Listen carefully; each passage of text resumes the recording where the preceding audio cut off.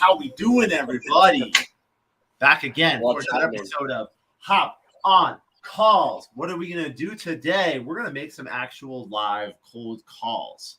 It's a little bit like a car accident. You can't help but to look, but you know it might be bad. You know it might not be as bad as you think it's going to be, but most people think that they don't want to do it. That's why I do it. I do it live every Tuesday. I'm bringing on guests. My guest this week, Shane. How we doing, brother? I'm doing really good. It's evening in the UK. First live appearance for cold calling of the year. So excited to be here, man. Thank you for having me on the show. Absolutely. Shane, you earned a spot on the show by showing up to the show and talking trash in the comments saying, hey, I can do better. You should be doing it different. You should be doing it this way. And I said, hey, Shane, why don't you step up here and flex those muscles? So I'm really happy that we made time to do this, that you're coming on. I'm doing a bit of a European tour, it seems. I had Charlotte on last week. She was sitting in Madrid. She's British. I got you this week. Where are you in the UK? Are you out in London? I'm by the Queen's Castle, so a lovely place called Windsor. Windsor.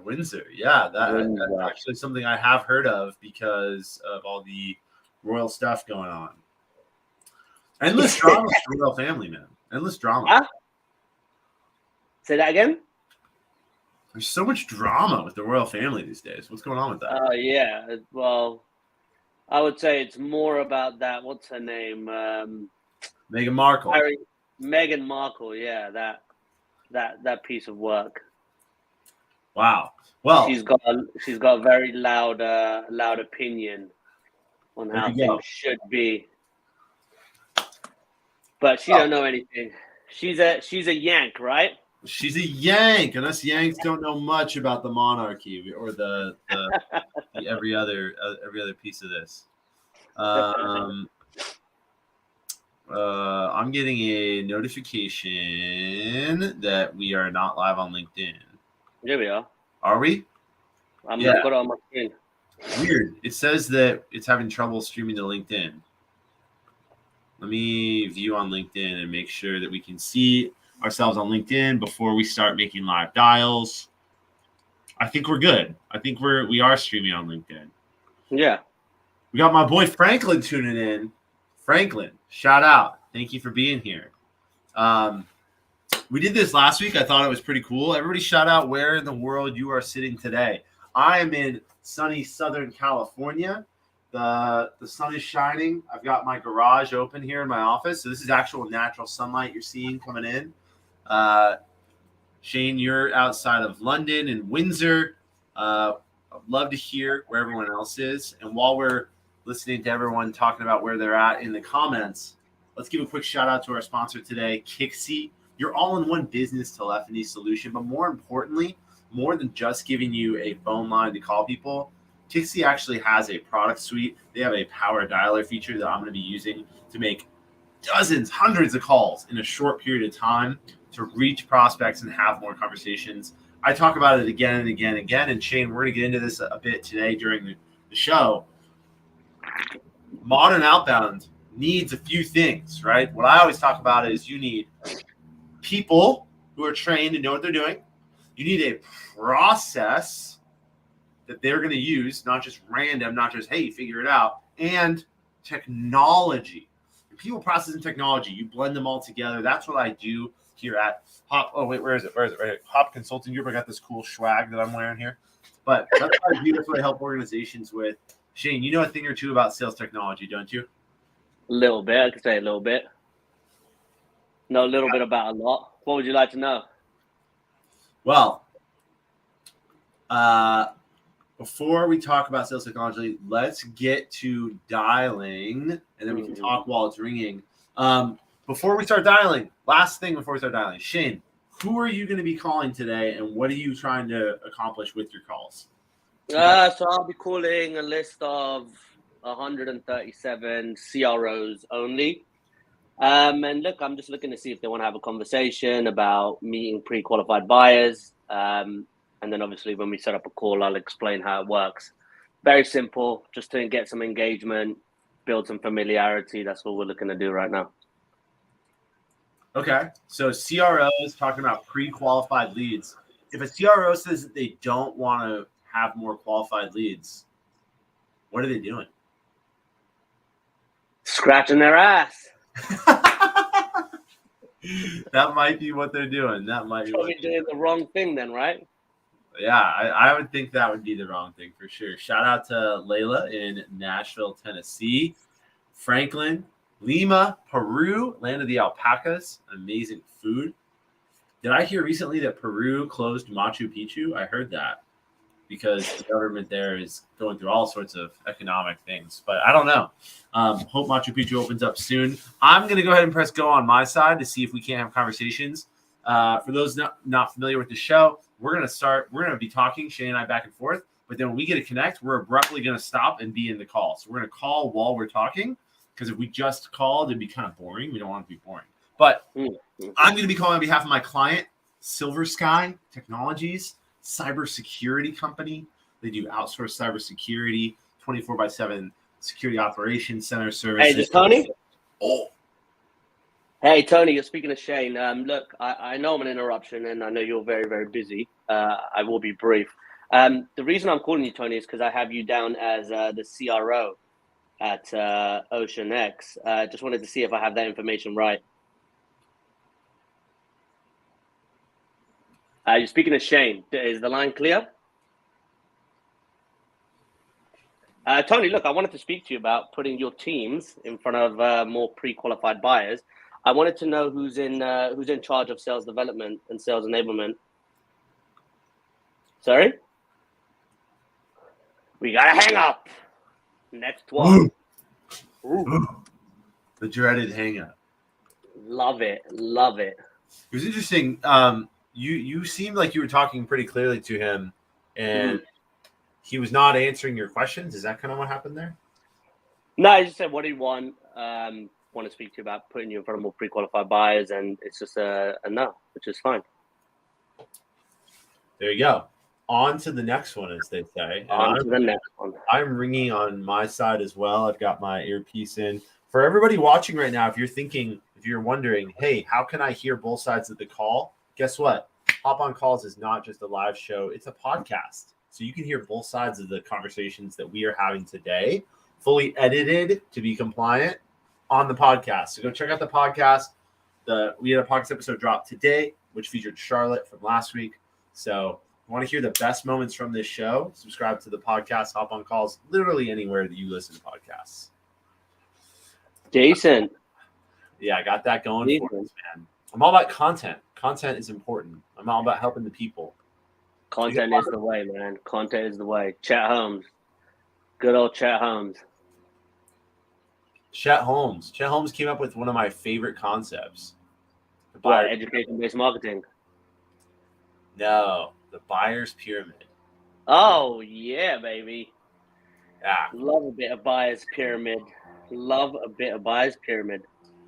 the buyer's pyramid. Let's go over that real quick for people who are unfamiliar, right? So the buyer's pyramid is a concept pioneered by Chet Holmes. I think it was in like the late 80s to 90s. It's the idea that your total addressable market, right? Hey, Len, how you doing? Kevin with Silver Sky here. Yeah, my name's Kevin. I'm with a company called Silver Sky Technologies. I know I'm catching you out of the blue. Did I catch you with a minute to have a conversation?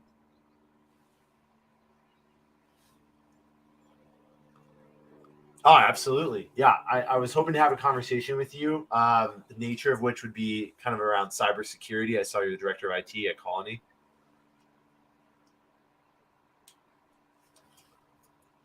All right. So Len is what we would call in the business. Now, I have a disposition built into my dialer for this. Len is what we call not a phone lead.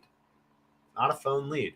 Now, I'm not sure if you use this concept in your campaigns, Shane, but I use this disposition called not a phone lead for people who are either rude or super like resistant to any sort of cold conversation, right? Mm-hmm. He hit me with, he's like, I need to know what the nature of this conversation is. And I kind of knew by the tone of his voice, I'm like, when you hear that, you know you're toast. You know you're like, this is over. So I said cybersecurity, and what does he say right away? He says, I am not interested. Do not call me back. I should have said. You should have said it's about his wife.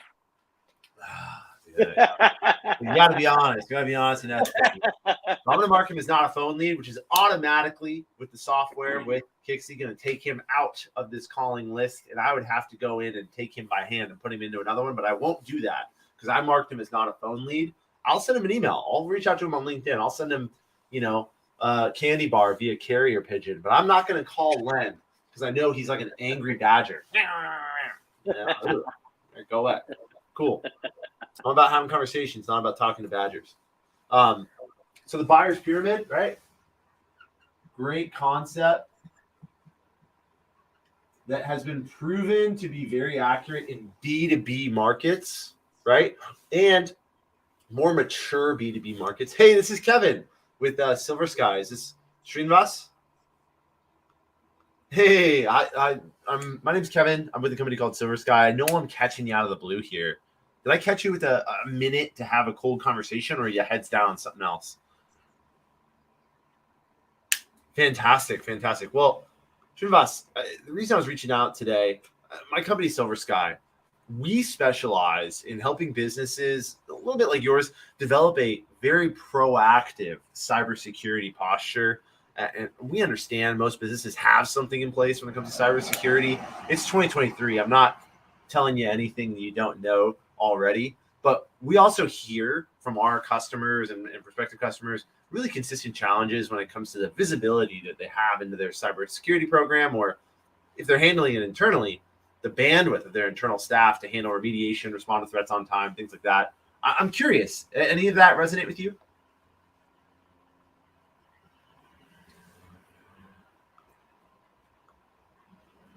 Love that. So no challenges when it comes to cybersecurity right now. Totally understand that. Now, if you would allow me to ask, are you guys outsourcing cybersecurity to an outsourced partner, or do you have an internal team with the Security Operations Center and all that good stuff?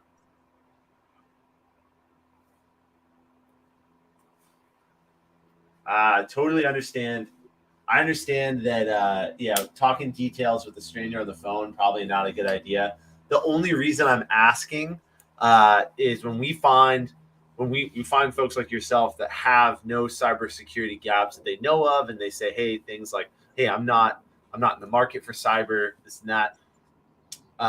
When we show them our Lightning platform and what we're able to do with our data science backed MXDR platform, they generally say things like, I didn't know this existed. This is an evolution on the concept of MDR that I've already been using. It's kind of enlightening. Now, I don't know. Are you partnered with an MDR vendor today?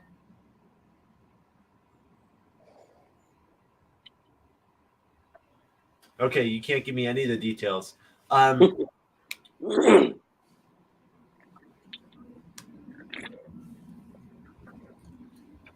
Right. No, it makes sense. Srinivas, do you think would you be open-minded? What was that?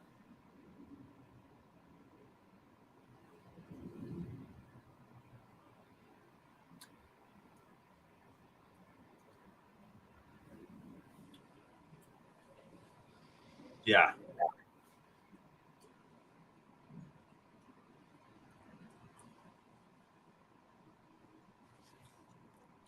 Okay, that makes sense. So you wouldn't be the person to speak to about cybersecurity strategy as a whole. So is what you're trying to say?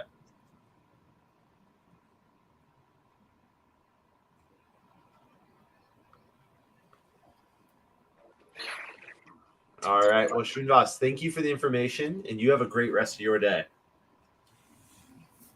All right. Cheers. Okay. I'm holding my dialing when you're on the phone, right? That's what you want to do.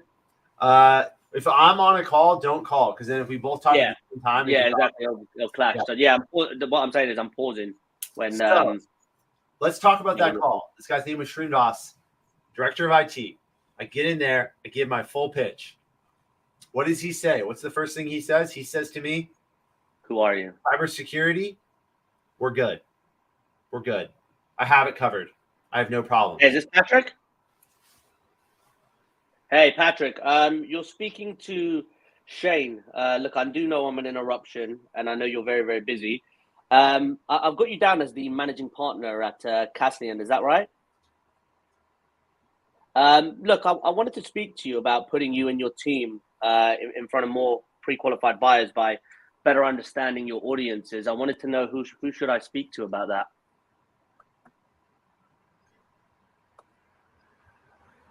Oh no, why is that?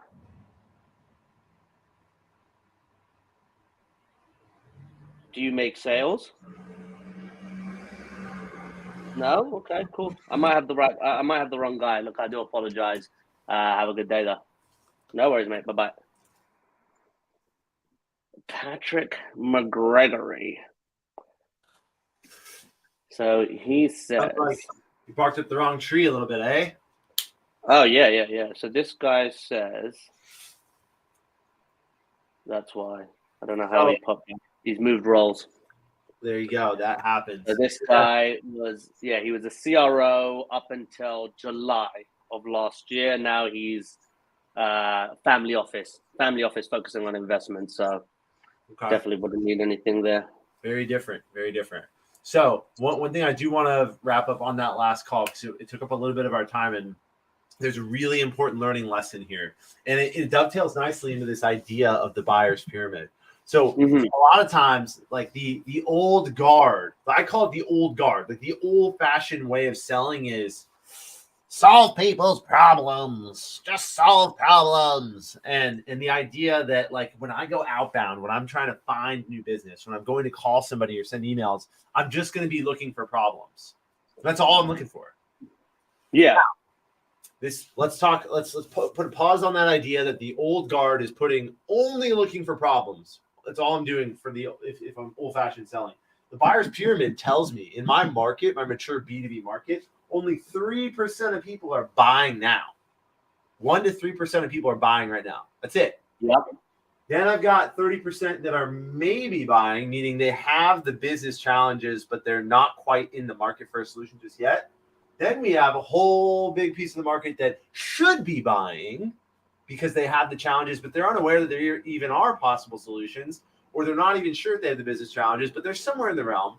But then we're always going to have about 3 out of 10, 30% of the people that will not be buying what you do, period, full stop.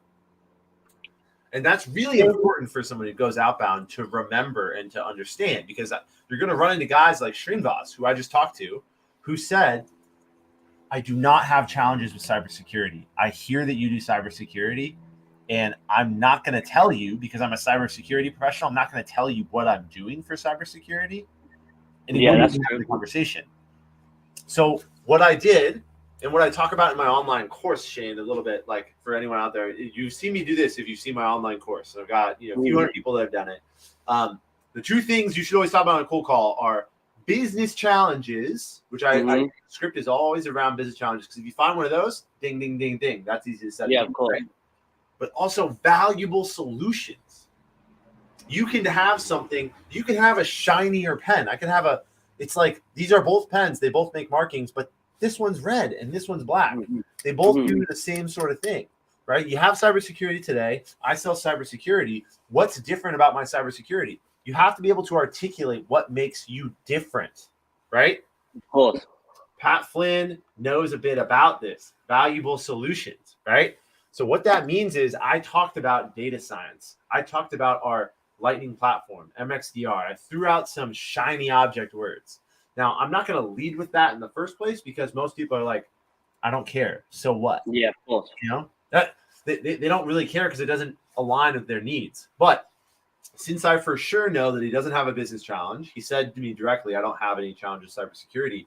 The only other thing I should try to talk about is what makes me different, because that might take him from this maybe should be and move him into buying. It might be.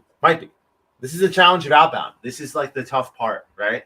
And the old way of cybersecurity, the old way of selling in general, of only looking for problems, you're only going to be getting this top piece, right? I mean, these are the people that have clear problems. But these guys don't even know they have a problem, right? Problems. Don't know they have problems. All right. But if anybody wants to talk about this, right? I'm very passionate about this. If you guys want to talk about this, slide to my DM, ask questions during the live. Let's talk a bit about this, because for every sort of SaaS product and SaaS company out there, software-based solution, I've seen 100 different ways to create scripts around this. But if you only go after people that have problems, if you're only looking for people that have their hair on fire, you're never going to sell a fire extinguisher. Like think about the fire extinguisher industry. They don't sell fire extinguishers to people that have fires. You sell it to people to prevent fires. You sell it to people that don't want a fire. And then they see it as a valuable solution to a problem they may or may not have or they had in the past.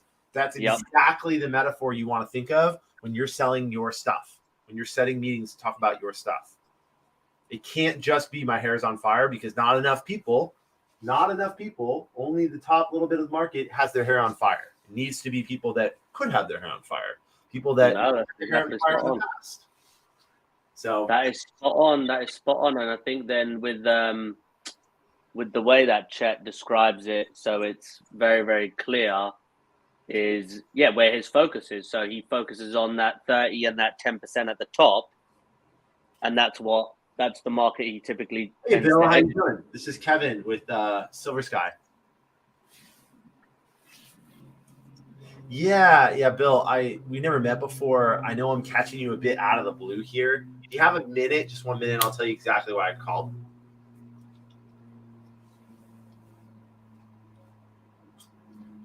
Sounds good. I will do that. I only reach out to this number. I had done a quick Google. It came up associated with you. Is there a better number to have a conversation with you? Okay, so when you get emails from people you don't know, you read them and respond to them? Because when I get emails from people I don't know, I hit trash. Nice. All right, look out for it. Silver Sky. I'll send that over right away, okay? Nice job. Put you off there. Nice job. Yeah. So Bill said, send me an email right away. Then I hit him. So he said two things. He said, this is my cell phone. Send me an email. So I hit him with the reality. What's the reality? It's a paradoxical thing in his head. He wants an email, but if I sent him a cold email, he would have deleted it. So I just call that out. I just make it very, very clear. I say, hey, look, Bill, when I get cold emails from people I don't know, I don't think, cool, I want to have a conversation, I'm going to read and respond. I immediately look at it and say, I don't know who you are. You're trying to sell me something, and I hit delete. That's what I do every time. I'm like impossible to cold email, unless you're really specific. My inbox is a bloodbath, and I actually have been raked over the coals on LinkedIn for my takes on cold email, because I'm like, look, SDRs will send me cold emails, and I will unsubscribe, even if it's a targeted email, even if it's like right type of buyer, a solution I might want, a problem I might have. I just hate. Hey, is this Eric? Eric, you're speaking to Shane. Look, I do apologize if I'm an interruption, and I do know you're very, very busy. I understand you last time I spoke to you, you transitioned into a new role, and I just wanted to see how that's going for you.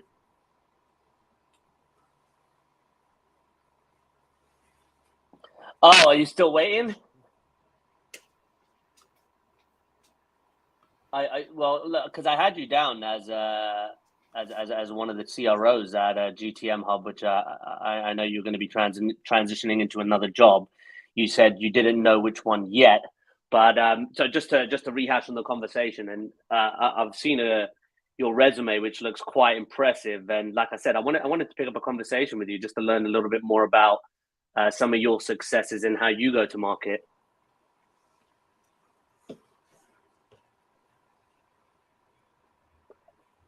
So my company is sales driven. I'm the CEO of the company, and I really enjoy spending my evenings learning from senior leaders in the industry, more importantly, investors. I hope to exit my business in the next 4 to 5 years. And I don't think there's anybody who could really explain the path that I want to go down to other than people that are really experienced. Hence the reason for the call your way. So that's me in a nutshell. But if you were to give one piece of advice for somebody looking to be quite ambitious, entrepreneurial, and then exit a service-related business selling technology, what's the best piece of advice you'd give?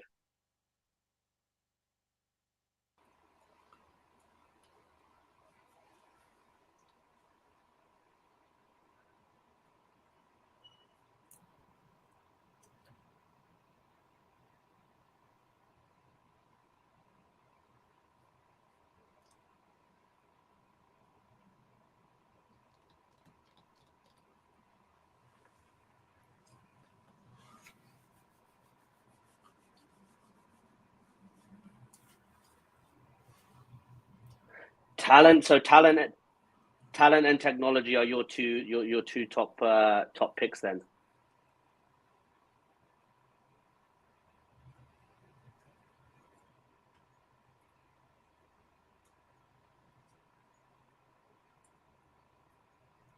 Mm-hmm.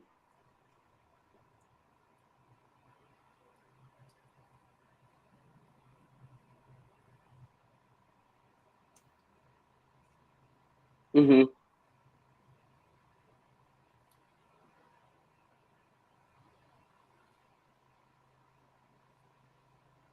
Yep. Yep.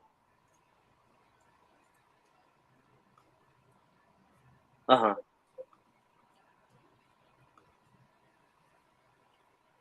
Yep. Yep. Yep.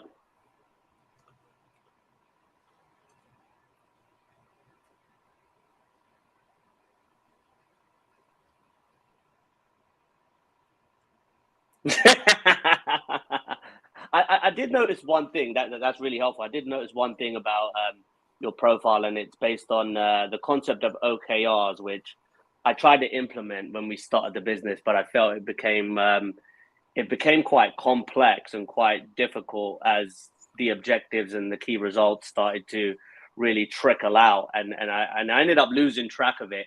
Do you think there's like a point where OKRs are leveraged to the best of their ability and used in specific situations? Do you think there's a specific scenario where OKRs are used over others?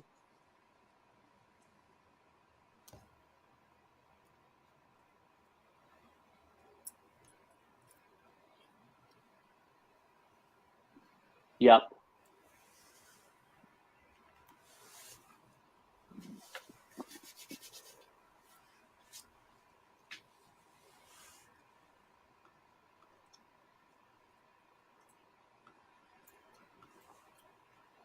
Yeah.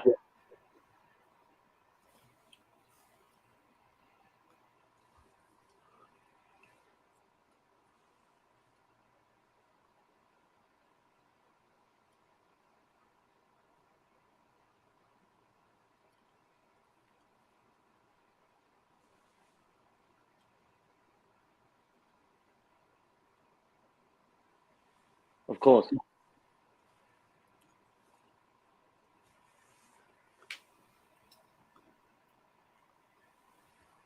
Yep.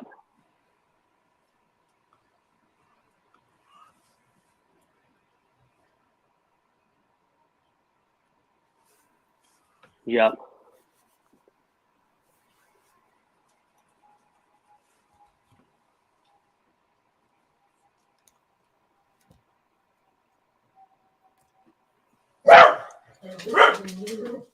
Mm-hmm.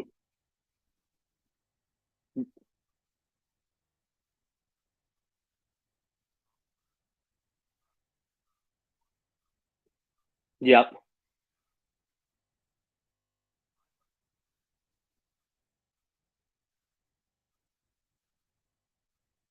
Yeah. Yeah.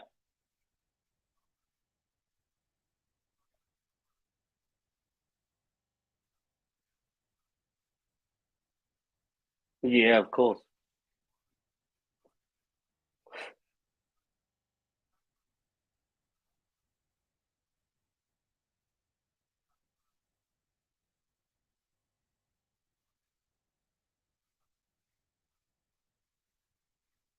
Okay. Yeah. I might have to check that out. I think one of what my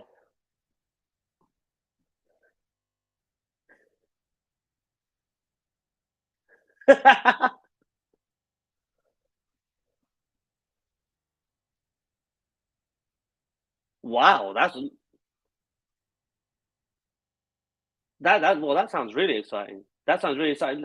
Look, one thing I would like to do, if it's okay with you, like I said, you seem like you have some significant experience in look in your career, just to say the least. Could I add you on LinkedIn? I'll send the connection request now, and then perhaps if there's a chance for us to reconnect in the future, I'd love to learn a little bit, maybe pick your brain on some of the learning lessons you have. I'm at a place where we broke the £500,000 mark. We're on our way to 1 million plus this year, and I think the set of skills that we had to take us to the first or second milestone, they're going to need to change for milestone 2, 3, and 4 and beyond. So I think it'd be good to connect with you and perhaps pick your brain in the future if that's okay. Awesome. All right, cool. All right, thank. Yeah, of course.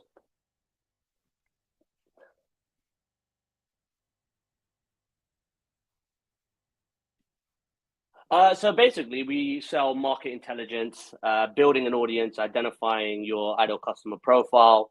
Um, Moving on from there, after we identify the customer profile, it's a lot of work with the customer success team to find out what the narrative of your buyer is, and the buying committee, and more importantly, what are the struggling moments that they experienced before they became a customer of yours.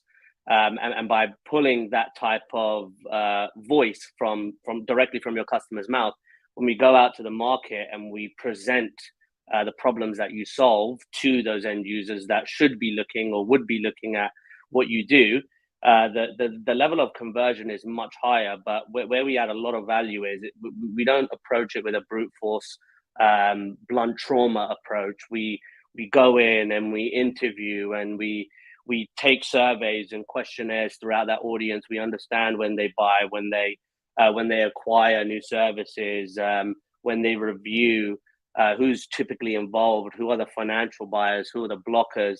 And once we pull back a level of reporting to you and your teams, that basically identifies 12 months of opportunities, decision makers, where they're at, what technologies they use, then when you're presenting specific content to those end users, it's relevant, it's timely, it's at the right place at the right time.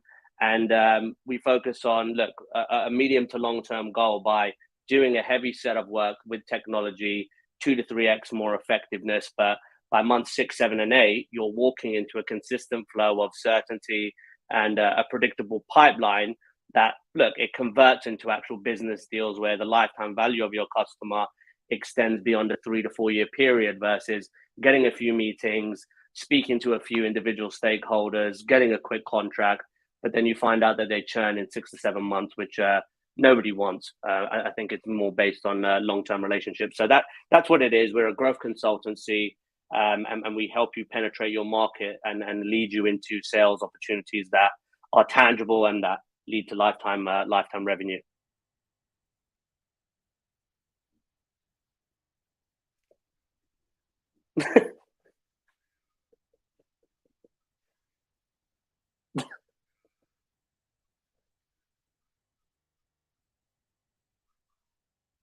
Of course.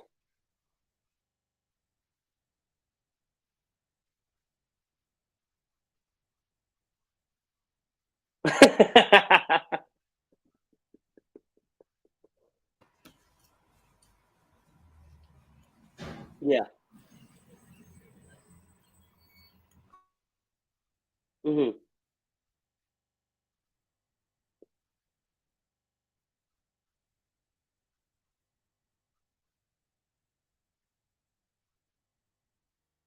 Of course.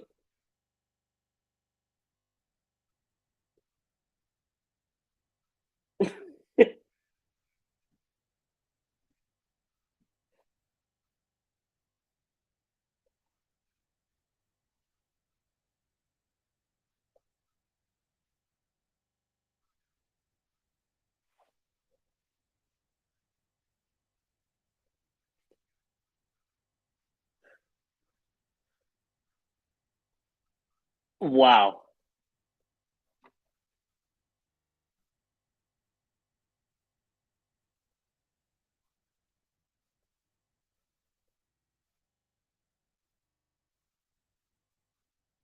Yeah.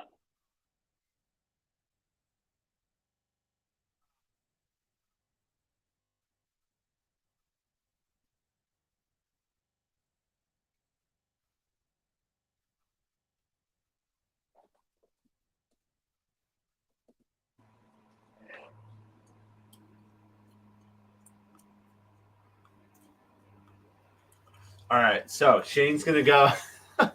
This was a cold call that Shane took that is going on and on and on here. I'm gonna go ahead and let him continue to have that call, but I'm gonna jump into the queue, and Shane will rejoin us when he's done with this call. Obviously, turned into a bit more of a networking angle call for him, which is great. I think he's booking a meeting. He's booking a time to chat with that person, but that doesn't mean we can't dial. Ooh. Oh, that went straight to voicemail, didn't it? I am back in my queue trying to have good conversations with IT leaders. That's where I am focused right now.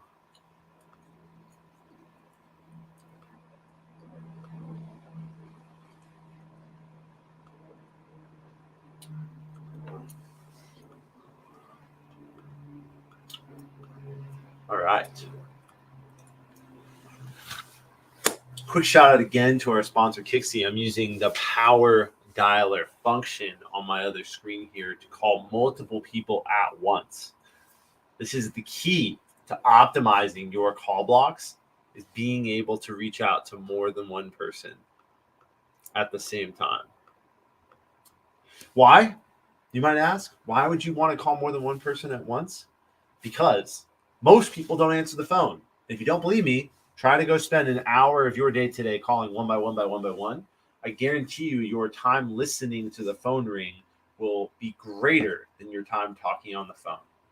You spend more time listening to the phone ring than you do talking on the phone. If you take that and you multiply that out by Monday, Tuesday, Wednesday, Thursday, Friday, times week, times month, times quarter, you find out that as a leader, you're paying your reps to listen to the phone ring for a large percentage of their time. So technology is a very, very key part of rock solid outbound. And we're running over here. I'm only at, where am I? I'm only at 28 dials out on the event. We spent a bit of time waiting for Shane's long call, which he is still on over there. Go Shane. But I've had a number of conversations. I've had, 2 or 3 conversations, one really good one so far, hoping that I get a good connect soon to a IT leader. That is the goal here.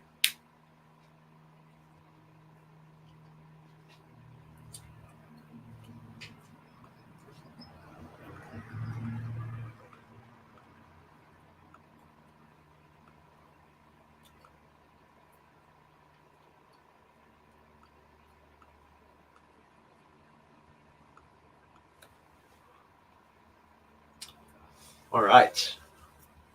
So, curious for everybody else out there that's watching. Boring show, waiting for me to get a pickup and Shane having his conversation here. What's been? I mean, in the comment section, tell me here. What have you guys been seeing that is changing the way that you have to do outbound in 2023? Is there a difference? Is there a holistic difference in the approach you're having to take to get results in 2023 versus earlier years? And the reason I'm asking is I am seeing a difference. I'm seeing connect rates actually be a lot lower for business and corporate lines, and the shift towards cell phones and calling someone's cell phone for business. Yeah, we all know sometimes people are going to get upset about that. But for the 1 in 10 that make a really big deal about it and absolutely won't have a conversation on their cell phone, we're going to have a number of other conversations that are super valuable. I'm just curious, what are y'all seeing? Are you guys seeing anything that's different? Let me know. Shane, are you back? Yeah, now I am. Wow.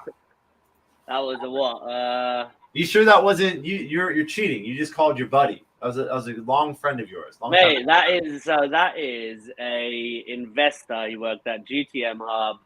He's the CEO of another massive company right now that does early to mid-stage SaaS investments with angel investors. He was at Sequoia, like I said, GTM Hub, AT&T. Wow, really valuable guy. Safeguard, Cisco, Marriott, and he was just basically like, look, you've got my attention. That's exactly what companies should be doing because they need to get on those latent problems. And he said, don't call me back until you crack 1 million, but actually call me back. You've caught my attention. I'm interested in speaking to you. So that's, again, it's just, like I said, a conversation. He wasn't the right ICP for this list, but he's an investor and he has companies that he can hook me up with. So that's a win. Cool. Yeah, it's definitely at a certain point sounded like it took a networking angle, which is good. I think one thing I've leveraged in my career is the power of curiosity. Ooh. And in some cases, a lot of individuals that you speak to, you're talking to them about work, which a lot of people in this world are not entrepreneurial by nature. They just go to their 9 to 5, do their shit, and then finish. So when you actually ask somebody about them, like the definition of charm, what is your definition of charm? Charm? Yeah. So charm and the idea of curiosity lines up with one of my golden. I have 5 pillars. I call them the golden rules of cold calling. One of them is be interesting and interested. Be interesting as a person and be interested in the people you're calling. That's like kind of the way that I talk about that curiosity, that charm, that it factor on the phone. So the way I sold Cutco knives, I don't know if you ever heard of Cutco. Oh yeah, Cutco knives. Yeah, by Vector Marketing. Back when I was 16, my first sale, right? It's $1,200 knives. And I remember the guy's name was Dennis Janikowski, I think it was. And he said, do you know what the definition of charm is? And I said, yeah, it's be it like people like you. And he said, no, it's actually the opposite. It's you making people feel good about themselves. Or you taking an interest in somebody to make them feel good about themselves. And whenever I did that and just said, hey, could you help me out? Could you give me a piece of advice? It's like a faucet. Then they open up and then you build familiarity and then you build trust and then you can have a 15-minute conversation 3-4 times a day. Yeah, actually caring. And it's interesting, right? Like sales development is an entry-level role at 99% of companies. Entry-level, meaning they want the youngest people that have the least amount of world experience, the least amount of life experience to try and call these big rig people and get them interested. Get me interested. Get me qualified people. Yeah. Yeah. It's not that hard. Back in my day, we used to cold call uphill in the snow both ways. All right. We get it, Grandpa. You got white hair. You haven't made a cold call in 25 years. Shout out to my white hair VP of sales. I do love you. I'll be one of you one day. But my point being, it's tough when you don't have a lot of life experience to know what to even be interested in. And entry-level sales development reps end up like sticking to what they do know, which is I'm supposed to call you and book a meeting. So they don't have the confidence to chop it up, to turn it into a networking call, to start talking about, hey, can you give me feedback on this? Hey, I'm interested in these other things that you do on your LinkedIn profile. They lack the confidence to talk about that with authority. Therefore, they don't go there. And therefore, they're going to have less success with people that are willing to have those long conversations on the phone. So there's a shift in the way your personality works. So what I always understood, and I figured it out for myself, is you can either speak to people and look up to them and say, hey, can you give me time? Please, please, please, please, please. You can look eye to eye with somebody and ask them for time. Or as bad as it sounds, the way I built my confidence was I look down at my prospects when I'm speaking to them. So I believe and build that authority in my own personality. But then when I'm humble enough and vulnerable to ask them, hey, look, you've had a lot of experience in this industry. Your career is shining right now. How do I get to where you are? Oh, do this. Great. So can I book a meeting with you? You know, so it's these are some of the things we teach, right? We teach it's a lot about personality. It's a lot about energy, enthusiasm. Nobody wants to speak to a monotoned dick. Can you curse on the show or no? Hey, you can curse anyway. We're all adults here. Don't curse at people. Hey, is this David? David? Yeah, this is Kevin with Silver Sky. I apologize, man. I'm catching you out of the blue here. Do you have a minute for a cold conversation? I'll tell you exactly why I called.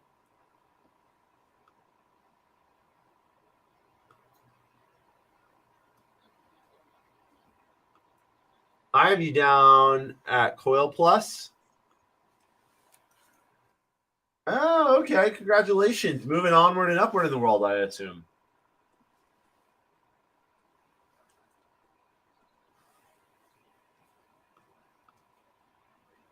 Well, I might be able to have the conversation with you, David. You know, I'm calling because I speak to folks that are leaders and strategists in the IT world. My company's Silver Sky. We've been around for 23 years, 5,000 customers, cybersecurity space. Any familiarity there?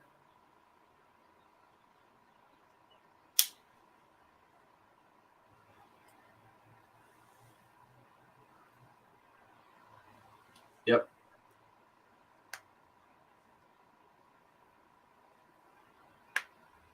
Yeah. Well, David, is there a better time for me to reach out specifically? Oh, he hung up. Okay.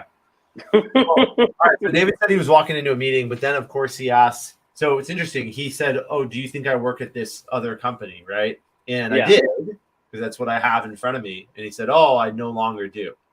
So that was interesting. And then he said, "I have a meeting in 15 minutes." What's up, Scott? Scott, you're speaking to Shane. Look, I do know I've caught you by surprise, and I know you're a very busy guy, so I will be brief. I've got you down as the CRO at Atacama. Do I have that information right, or do I need to correct that? Well, it's in reference to you being a CRO. Typically, I help CROs and I work with their teams. More importantly, and I help them drive revenue with market intelligence, understanding their buyer profiles, but more importantly, bringing you back a set of business intelligence and findings that allow you to approach your types of buyers in a strategic, relevant manner. And what it ends up leading to is higher conversions in sales opportunities and longer lifetime value for your customers. Not sure if that's something that you're looking at over the next quarter or if it's a priority, but I wanted to have a conversation with you about it if we could find the time to speak.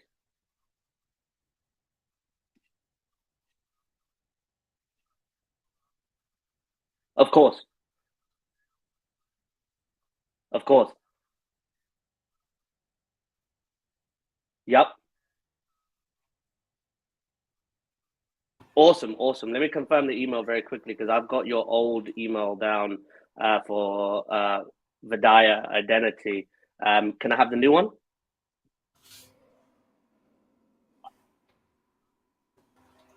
Scott at atacama.com. All right.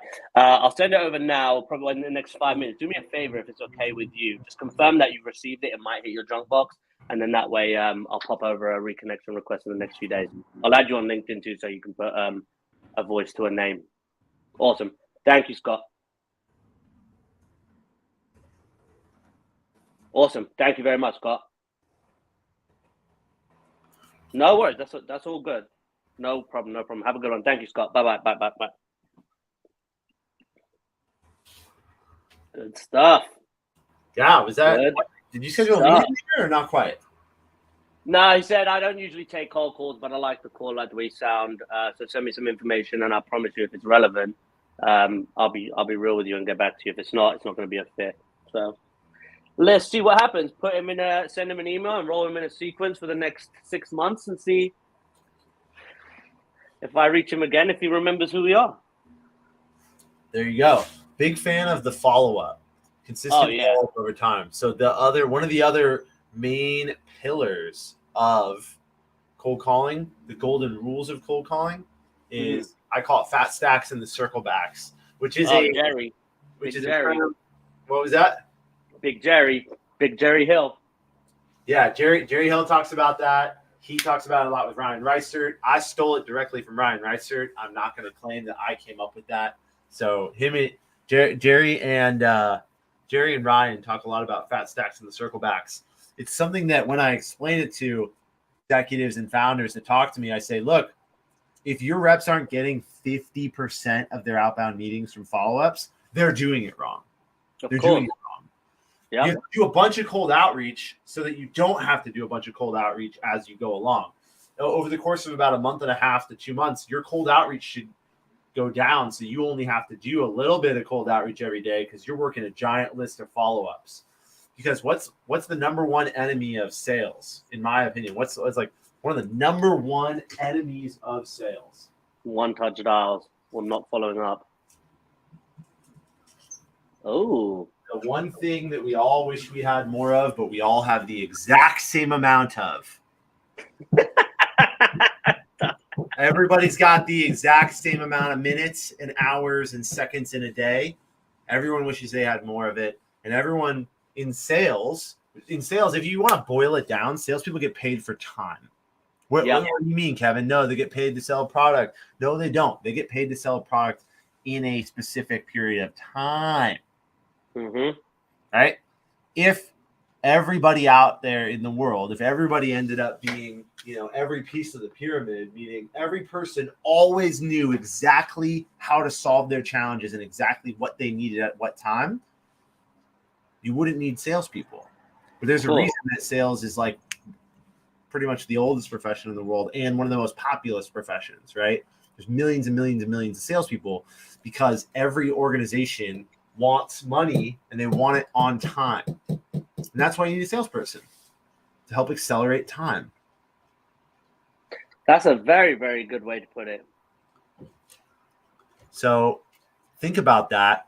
And when you think about the fact that if I'm paid to get things done in a certain amount of time, I can't necessarily, your job's not to convince people necessarily to move against their time. It's your job to figure out when it's time. So that means you have to follow up with a lot of people, because just because I call you and I want to sell you this, I want to talk to you about this now, does not mean it's a good time for you. So the game of sales development and outbound becomes, how can I find the right people at the right time? Well, it involves consistency, right? It involves a little bit of that Ronnie Coleman attitude. You ever seen any videos of Ronnie lifting weights? Yep. Lightweight, baby. Doing that back squat, 400 solid ass pounds on his back. Yeah, that's called lightweight. That's called getting reps in the gym. The way you win at outbound sales is you do it every single day. It's like brushing your teeth. It's like building big biceps. It's not. Hey, Don, you're speaking of Shane. Look, I know I'm an interruption. I know you're very, very busy. The reason I was reaching out to you is because I was doing some research and I had you down as the CRO of Demand Jump. I just wanted to know if I got that information right. Fantastic. Did you get a promotion?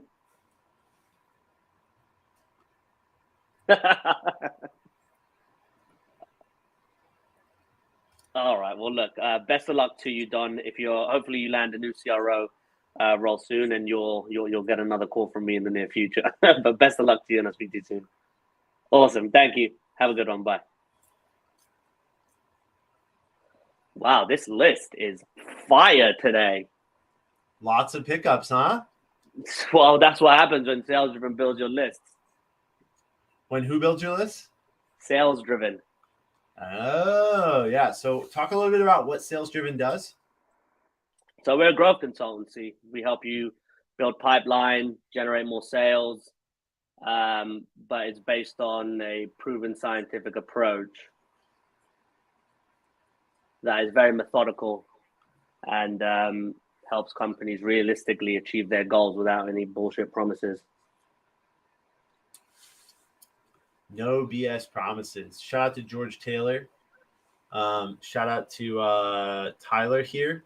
Nothing but a peanut. If you guys are looking for inspiration and you have not heard Ronnie Coleman and you've not seen the greatness that is Ronnie Coleman, long story made really short, Ronnie Coleman is an 8-time Mr. Olympia winner. 8 times, meaning he has the best body on the planet 8 times in a row. I don't know if it was in a row, but the way that he got the best body in the world is by working out like an absolute savage. And there are videos of him working out, and it is incredibly inspirational. So, but he did it too much, and now look at him. Look. So I don't know if you want to show the muscle that turned into crutches, but the concept of it, of the determination, that's unmatched. He was the best trainer or the best bodybuilder to ever live. But you got to think about this, Shane. Think about this. Let me challenge you with this. It's important to study greatness because it's not achievable for everybody. You don't want to be Ronnie Coleman. You want a piece of Ronnie Coleman inside of you. You want to turn on something in your body that's like Ronnie Coleman. What is Ronnie Coleman, Jimi Hendrix, Kurt Cobain, what's the guy's name that made the movie The Alpinist about the greatest alpine climber of all time? They made the Netflix documentary about. Anyone out there? I think his name's Leclerc. Last name was Leclerc. What do all these guys have in common? They were great. Like truly, like Tom Brady. Look at Tom Brady. If you're truly great, you sacrifice a lot of things in your life to get to that point, right?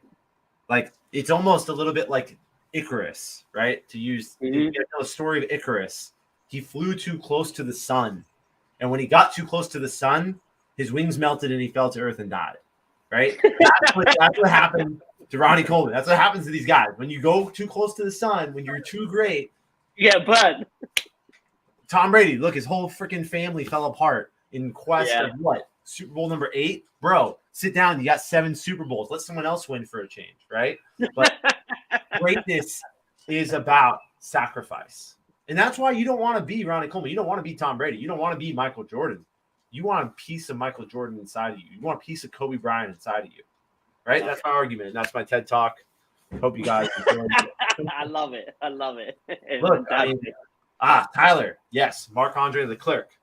That guy, the Alpinist. If you guys haven't seen it on Netflix, absolutely incredible documentary about him. Probably the best alpine climber that the world has ever seen. And have you watched the movie spoiling it, but he passed away from climbing. Have you watched that movie Fall yet? Mm-mm. Oh man, watch that. What's that about? That is absolutely. So it's basically these 2 chicks from the US. One of them's like a daredevil, and the other one just lost her boyfriend from a climbing accident. They were doing a climbing expedition, and the boyfriend fell off the mountain. So, cut a long story short, to get over her fears, her friend says, let's go and do this daredevil challenge. And one of the daredevil challenges is they climb to the top of a 2,000-foot tower. It's a real tower, but they climb to the top of it. And when they get to the top of it, the ladder that gets them up there, one of them breaks. So now they're stuck 2,000 feet in the air, no phone signal, nothing, no ladder to get down. And it's pretty much 1 hour of just watching these 2 chicks trying to figure out. They have a drone, so they have to try to get a drone to the gas station, which is like a couple of miles away. But when you see the end, it's like one of those just mind-blowing movies. It's a real cool movie. It's a top seller right now, US movie. But watch it. It's really, really good. I'm gonna watch it. Well, Shane, that's about all the time we have today. We ended up talking about some inspirational stuff at the end here. I hope everybody is inspired. But thank you for making some real live cold calls, for having probably what is the longest call ever on Hop On Calls. Thank you for eventually going on mute so that I can continue calling. A 20-minute conversation on Hop On Calls. That's the first time that's happened. But hey, mate, thank you so much for coming on. How can people connect with you? How can people connect with Sales Driving? Like driven, dude, driven. Sales driven by sales driven. Just hit me up on LinkedIn, send me a message. Anybody on the team, everybody's really responsive. Or you can go to salesdriven.com. Sales Driven, DRIIVN. The two I's stand, they represent myself and Antoine, which are the pillars of the business. We started it. That's why. But also because we have massive drives for the things that we want in life. But yeah, just anything online, the website, LinkedIn, we'd be happy to help you out. Anybody wants to learn how to cold call from the Brits who know how to do it the best, hit us up. I love it. All right. Well, let's stay in contact, brother. Appreciate you. Thank you very much, Kevin. I really appreciate it.